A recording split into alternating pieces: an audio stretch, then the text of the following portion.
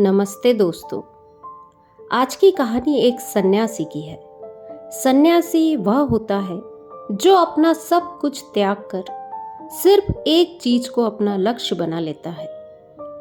कोई भी व्यक्ति सन्यासी बेवजह नहीं बनता। सन्यासी बनने के पीछे एक बहुत बड़ी वजह होती है। उस व्यक्ति के सन्यासी बनने के पीछे भी एक बहुत बड़ी वजह थी। सन्यासी बनने से पहले उस व्यक्ति के मन ने उस व्यक्ति से बहुत सारे गलत काम करवाए थे, बहुत से पाप करवाए थे। उस व्यक्ति का मन उसका मालिक बन चुका था और वह अपने मन का गुलाम हो चुका था। जीवन के हर सुख, आराम और ऐश्वर्य प्राप्त करने के बाद भी उस व्यक्ति के मन में अथाह पीड़ा थी और यही मानसिक पीड़ा उसे सन्यासी बना देती है। सन्यासी बनने के बाद वह व्यक्ति सांसारिक दुनिया से दूर हो जाता है, जंगल में रहने चला जाता है, ध्यान करता है, तरह तरह की साधनाएं और अभ्यास करता है, भिक्षा मांगकर भोजन करता है, एकांत और मौन का अभ्यास करता है। लेकिन फिर भी उस व्यक्ति का मन शांत नहीं होता। वह अंदर से बेचैन और परेशान ही रहता है। यहाँ एक बात समझने वाली ये है कि ध्यान या किसी भी साधना का जो शुरुआती बिंदु है, उसकी शुरुआत ही तभी की जा सकती है जब हमारा मन शांत हो, जब हमारा मन हमारी सुनता हो। लेकिन उस सन्यासी का मन ना तो शांत था और ना ही उसकी सुन रहा था। उस सन्यासी के मन में यह बात गहराई से बैठती जा रही थी कि मन को वश में करना, मन पर काबू पाना असंभव है। लेकिन फिर एक दिन उस सन्यासी को एक व्यक्ति मिलता है जो ना तो कोई साधु सन्यासी होता है और ना ही कोई बुद्धिमान व्यक्ति। वह तो बस एक साधारण सा चरवाहा था जो उस जंगल में अपनी भेड़ों को चरा रहा था। वह चरवाहा उस सन्यासी के पास आकर पूछता है, क्या मैं तुम्हारी कोई मदद कर सकता हूँ?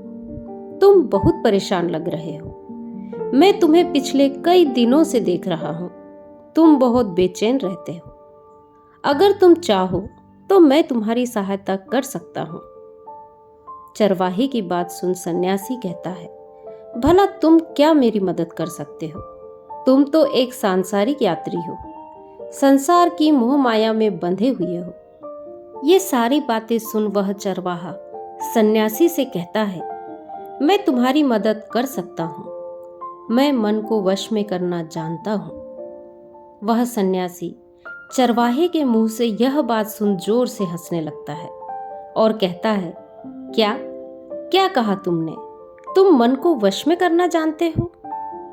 मैंने अपना सब कुछ त्याग दिया, यहाँ आकर जंगल में रहने लगा, तब भी मैं अपने मन का गुलाम हूं और तुम कह रहे हो कि तुम मन को वश में करना जानते हो। वह चरवाहा कहता है, सबसे पहले तो यह जानो कि मन को वश में करने के लिए सभी वस्तुओं का त्याग करना जरूरी नहीं है और ना ही जंगल में आकर रहना जरूरी है। बस एक चीज है जिसे छोड़ना बहुत जरूरी है। वह सन्यासी उस चरवाहे से पूछता है, और वह चीज क्या है? चरवाहा मुस्कुराते हुए सन्यासी से कहता है, वह एक चीज है गलत जानकारी। आज तक हमारे दिमाग के अंदर जो भी जानकारी गई है, उसी ने हमारे मन का निर्माण किया है। सन्यासी उस चरवाहे से पूछता है, परंतु वह कैसे?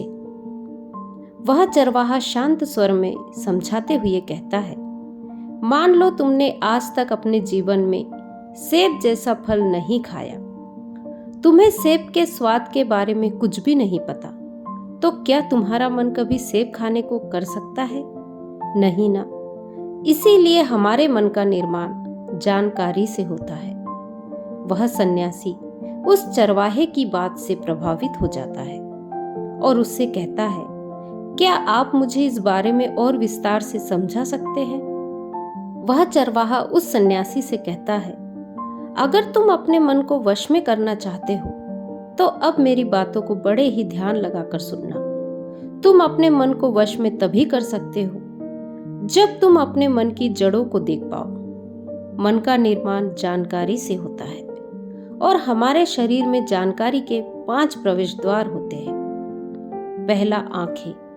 हम अपनी आंखों से जो कुछ भी देखते हैं, अच्छा या बुरा, वह सब हमारी मन की याददाश्त में इकट्ठा होते रहता है। दूसरा, कान। हमारे कान जो कुछ भी सुनते हैं वह भी हमारे मन में बीज के रूप में बो दिया जाता है।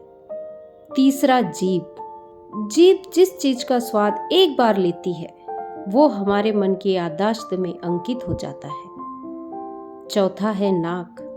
नाक से हम जो भी एक बार सूंघ लेते हैं, चाहे खुशबू या बदबू, वो सभी हमारे मन में दर्ज हो जाती है।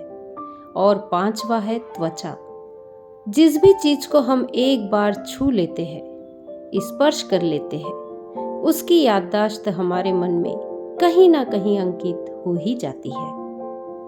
इन 5 शारीरिक दरवाजे से जो भी जानकारी हमारे अंदर जाती है वह जानकारी बीजों के रूप में जमा हो जाती है और धीरे धीरे वृक्ष बन जाती है।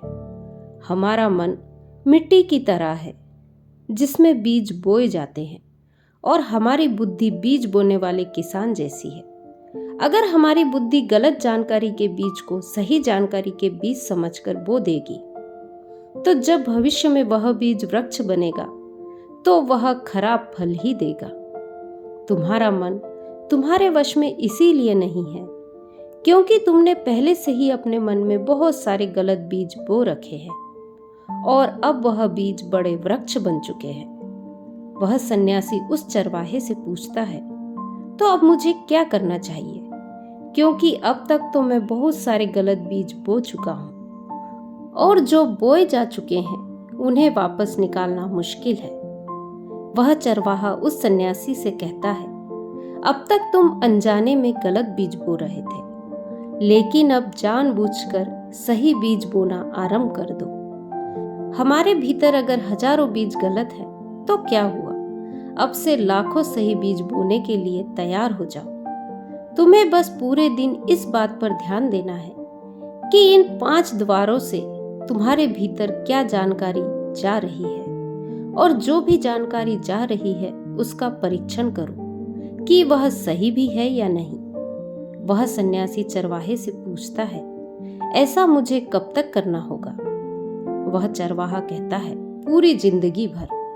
जिस प्रकार तुम हर दिन अपने पेट को अच्छा भोजन देते हो, उसी प्रकार तुम्हें हर दिन अपने दिमाग को भी अच्छा भोजन देना है, यानी सही जानकारी। जीवन में तुम्हें हर दिन हर पल केवल 2 विकल्प मिलेंगे, जिसमें से एक विकल्प तुम्हारे लिए सही होगा और दूसरा गलत, लेकिन तुम्हें हर बार सही विकल्प का ही चुनाव करना है। हमेशा याद रखना कि सही विकल्प का चुनाव करते समय तुम्हारे भीतर पीड़ा पैदा हो सकती है, लेकिन वह पीड़ा बस उस समय तक ही रहेगी। इसीलिए चाहे तुम्हारे अंदर कितनी ही पीड़ा क्यों ना हो, तुम्हें हर बार सही विकल्प का ही चुनाव करना है। जितनी बार तुम सही चुनोगे उतनी बार तुम अपने अंदर एक सही बीज बोओगे, और जिस दिन तुम्हारे अंदर की सही बीजों की संख्या गलत बीजों की संख्या से अधिक हो जाएगी, उस दिन तुम्हारा मन तुम्हारे वश में होगा। लेकिन उस दिन के लिए तुम्हें आज से, अभी से अपना प्रयास शुरू करना होगा। वह सन्यासी तो उस चरवाही की बातों को समझ जाता है, लेकिन क्या आप समझ पाए दोस्तों? सन्यासी समझ जाता है कि जीवन में उसे जो भी निर्णय लेना है, चाहे उस निर्णय में उसे तत्कालीन तकलीफ ही क्यों ना हो, लेकिन उस सही निर्णय को अवश्य ही लेना है। इसी तरह से अगर हम अपने जीवन में सही चीजों का सोच विचार करके चुनाव करें तो हम अपने मन को अवश्य ही वश में कर सकेंगे। तो आज की कहानी यदि आपको पसंद आई हो तो कहानी को लाइक, शेयर, कमेंट करें और मेरे चैनल को सब्सक्राइब करें। नमो बुद्धाय।